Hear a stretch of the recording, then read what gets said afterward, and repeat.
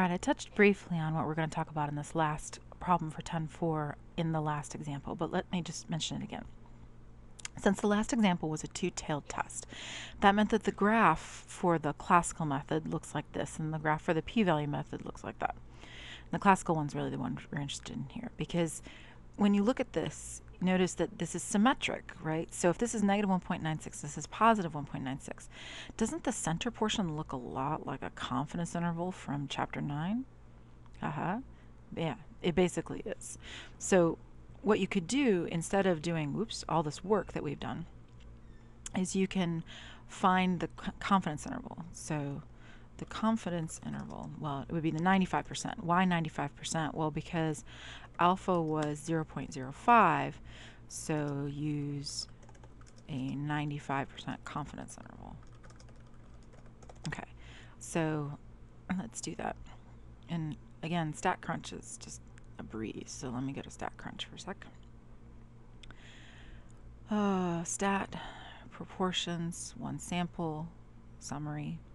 We had 73 out of 100. Next, we're going to make a confidence interval. See? Calculate. There it is. All right, now notice what's inside this confidence interval. Let me copy and paste it in here. And again, you could go back and look how to do it in Excel. Excel can also do these same problems, but the important thing to note is that P, which was 0, or P0, I should say, P0, which is equal to 0.80, is within the interval.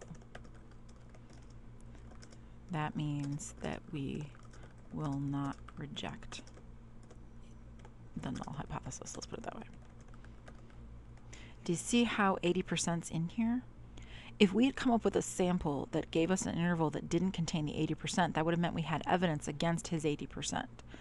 But we didn't, right? He claimed it was 80%, and our interval contains 80%, so we can't prove him wrong.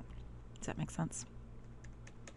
All right, that's it. That's all there is to say about chapter 10.4. So we are finished with 10.4, and next time we will move on to 10.3, which I know is backwards, but it's forwards, to deal with hypothesis testing for a mean.